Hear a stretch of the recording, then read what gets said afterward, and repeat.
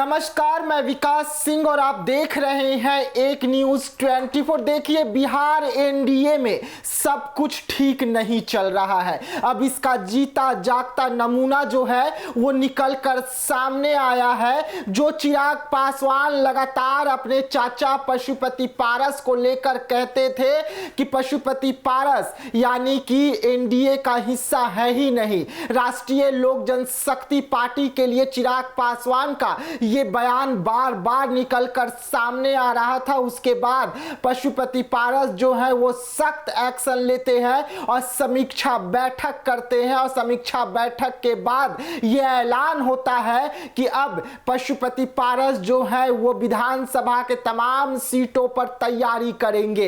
इसके बाद एनडीए यानी कि बीजेपी जो है वो बौखला जाती है और कल देर रात जो है पशुपति पारस से मिलने के लिए खुद बीजेपी के प्रदेश अध्यक्ष जो है दिलीप जायसवाल वो पहुंचे हुए हैं और मुलाकातें हुई है। ये मुलाकात राष्ट्रीय लोक जनशक्ति पार्टी के कार्यालय में हुई है और ये देर रात जो है ये मुलाकात की जो तस्वीर है ये निकलकर सामने आ रही है। जिस तरीके से पशुपति पारस को लेकर बार बार चिराग पासवान और चिराग पासवान की पार्टी ये बयां कर रही थी कि पशुपति पारस एनडीए का हिस्सा नहीं है, उसके बाद पशुपति पारस और प्रिंस राज जो कदम उठाने वाले थे उस कदम से आखिरकार बीजेपी क्यों डर गई? क्या कारण है कि अंदर खाने देर रात को जो बीजेपी के प्रदेश अध्यक्ष है वो पशुपति पारस से मुलाकात करते हैं और क्या कुछ आश्वासन दिया गया है? क्योंकि पशुपति पारस ने साफ तौर पे कहा था कि जब तक हमें उचित सम्मान अगर नहीं मिलेगा तो हम एनडीए का साथ है जो छोड़ सकते हैं। उसके बाद ये मुलाकातें हुई है।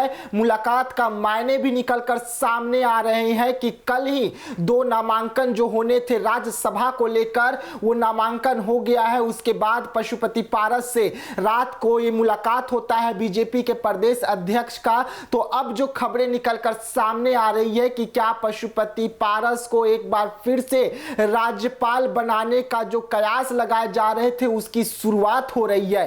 क्या पशुपति पारस को एनडीए खोना नहीं चाहती है और यही कारण है कि अब पशुपति पारस को राज्यपाल बनाने जा रही है बीजेपी। और यही संदेश लेकर क्या दिलीप जायसवाल पशुपति पारस के पास गए हुए थे कि आप एनडीए छोड़ने का ऐलान मत कीजिए, एनडीए में आप हैं, एनडीए का महत्वपूर्ण सदस्य हैं। अब देखने वाली बात होगी कि पशुपति पारस क्या कुछ करेंगे। लेकिन ये मुलाकात की तस्वीर जैसे ही निकलकर सामने आ रही है वैसे ही जो लोग लगातार बयां कर रहे थे कि अब पशुपति पारस एनडीए का हिस्सा नहीं है उनके लिए ये कहीं ना कहीं खतरे की घंटी है। यानी कि चिराग पासवान के लिए खतरे की घंटी है, क्योंकि जिस तरीके से ये बैठक हुई है, ये मुलाकात हुई है और ये मुलाकात देर रात को हुई है, उससे साफ जाहिर होता है कि इस वक्त भी पशुपति पारस जो है वो एनडीए का ही हिस्सा है। और लगातार पशुपति पारस ये कहते भी आ रहे हैं कि हम